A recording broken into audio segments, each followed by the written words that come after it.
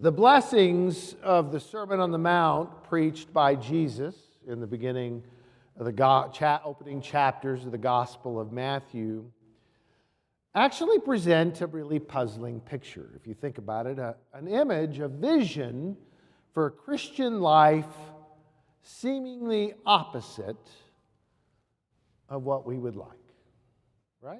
Seemingly opposite of what the world would describe to be a good life.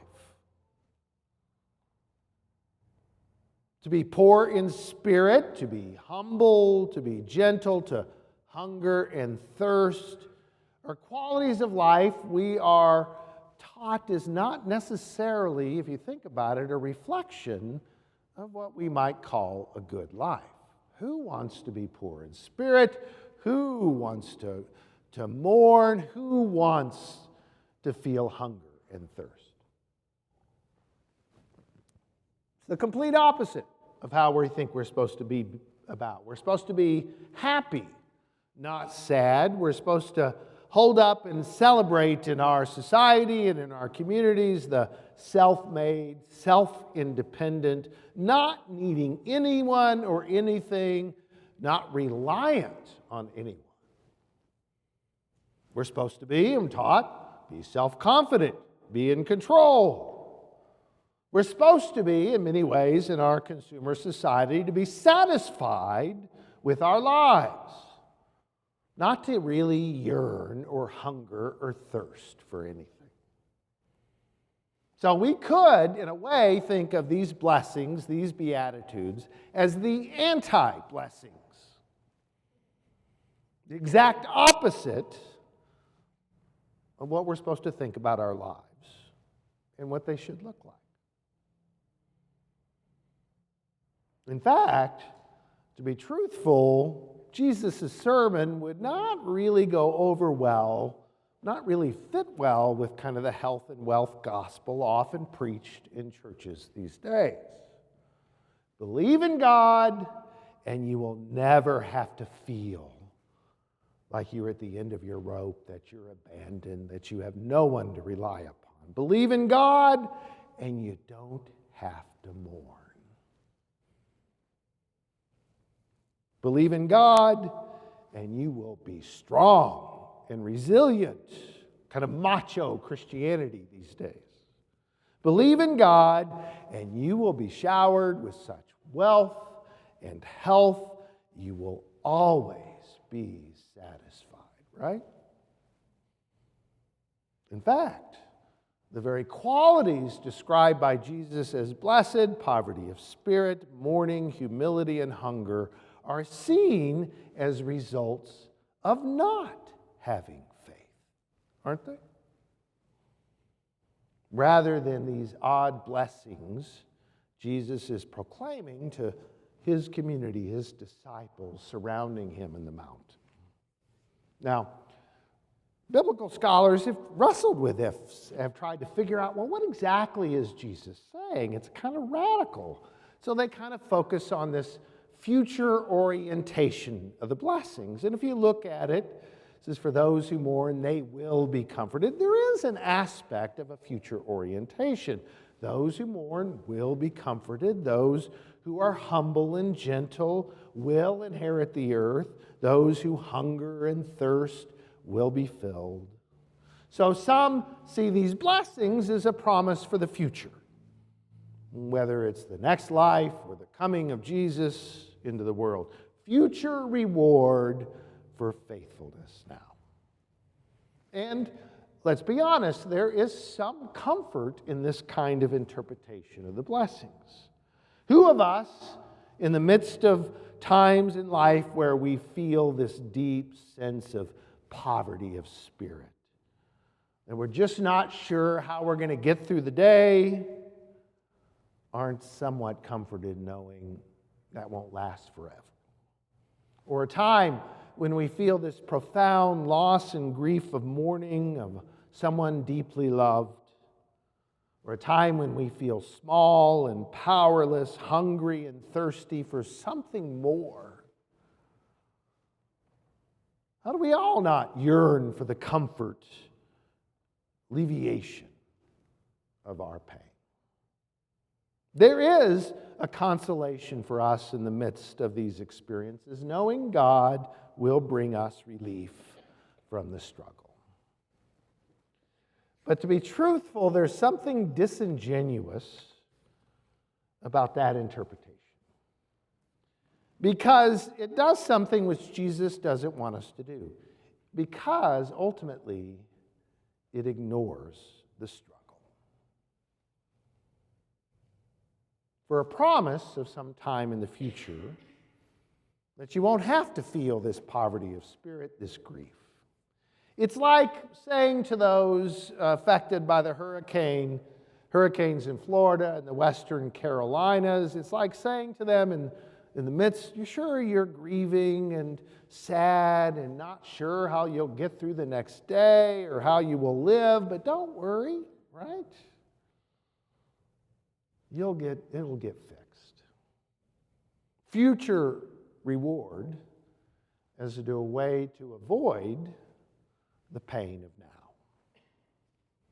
A kind of Hakuna Matata, right? Does anybody remember what that is? Maybe the kids? Don't worry, be happy. So I think Jesus is preaching something more profound than that, more radical, something deeper and more profound.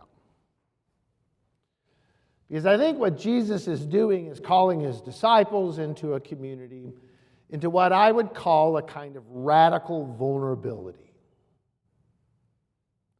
A sense of being connected, that the good life is not the one that avoids these human struggles, these human realities, but actually a human life is defined by and celebrated for even experiencing God in the midst of them. Jesus is preaching to his disciples that they are called into communities that grieve and struggle and mourn and not sure how they're going to get through the day, and that is actually a blessing in and of itself. Communities where we're actually willing to be vulnerable and share our poverty, our grief, our powerlessness, our hunger, our thirst for more. Not to move beyond it, but to share it with each other.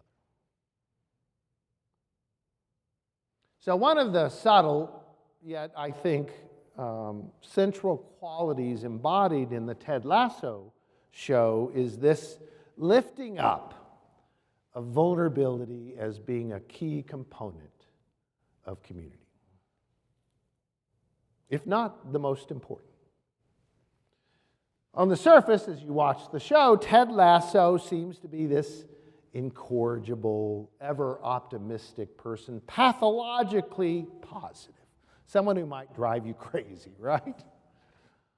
Yet as the show unfolds, we get a deeper picture of Ted Lasso, of a sense of his own profound struggles, his own grief. He came to coach this English football team because he and his wife were in a deep crisis in his marriage, contemplating divorce. We learn, as the show unfolds, he carries the pain of a father who committed suicide when he was 16 years old, the pain of having discovered this father. He worries and is anxious over his son being left behind in the States. He's constantly wrestling with, am I doing the right thing? He suffers, as we watch in the show, this sense of debilitating anxiety attacks. So in these scenes, you're going to see kind of three scenes right on top of each other. Ted Lasso speaks to the owner of the English football team, whom he is growing closer to, or is trying to grow closer to, even though she resists. And he shares with her something he learned in therapy. It is the odd practice, and you'll see here, of saying Oklahoma. to get people to say what is really going on inside them. So I'll see if we can see this here. Here, Paul. You know, our therapist gave us this code word to use. So if either of us says Oklahoma, the other one has to tell the God's honest truth. Yeah, you know, it's pretty helpful. Did ruin the musical for me, though.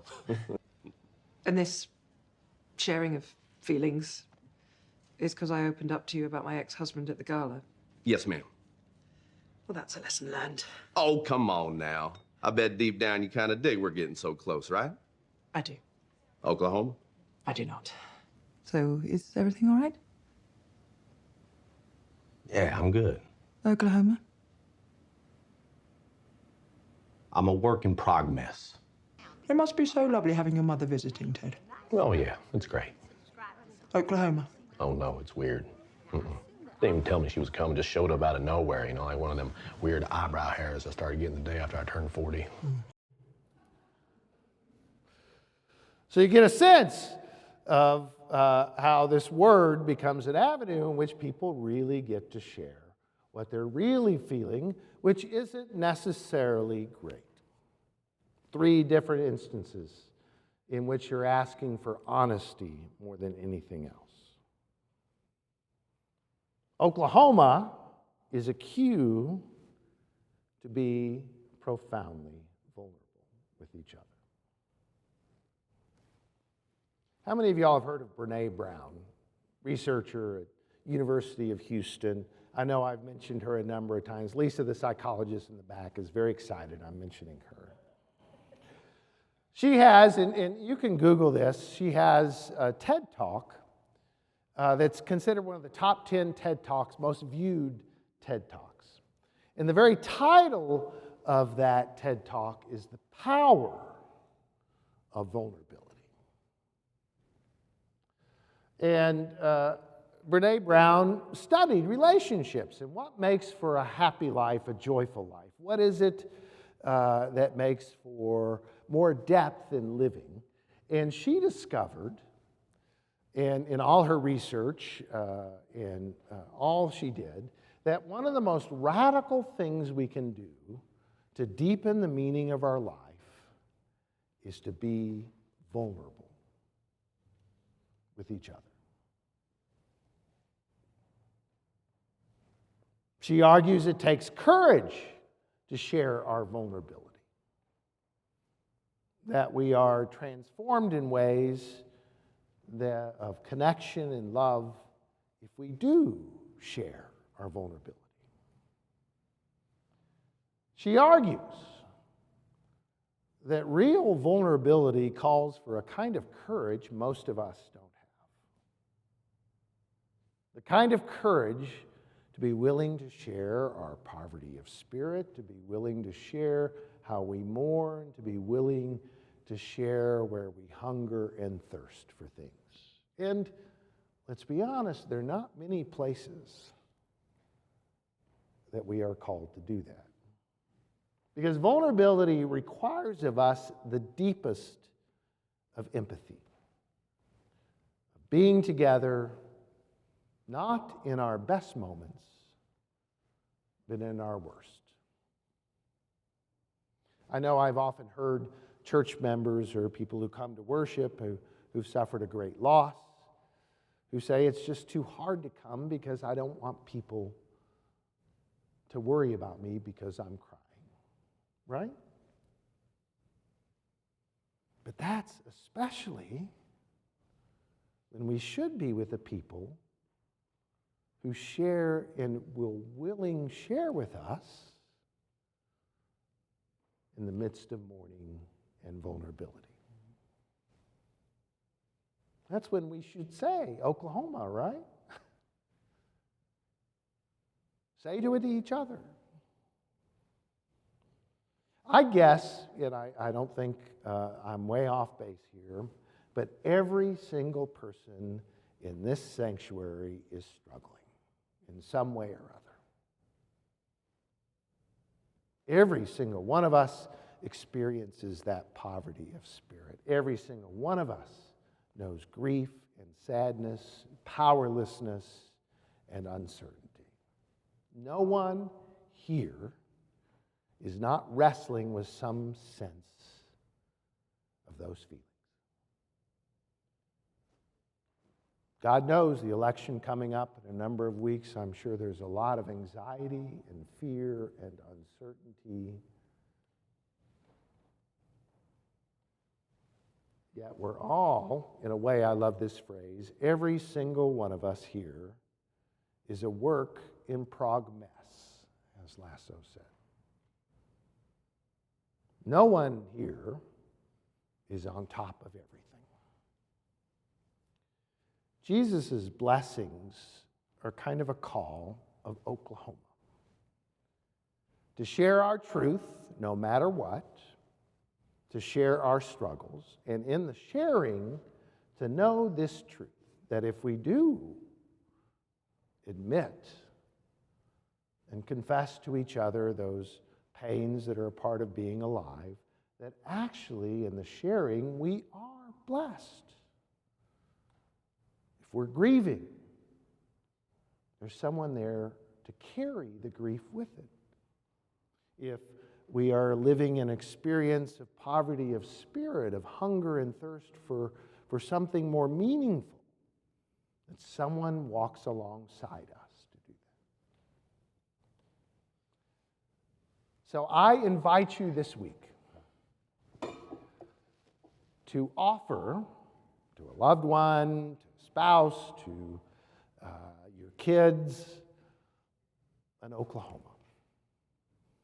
An invitation to be truly honest about what they're struggling with. And part of the way we do that is to have the courage to share what we're struggling with. Our pains and desolations and challenges. So that everyone knows this truth. None of us are alone in those struggles. To God be the glory this day and forevermore. Amen.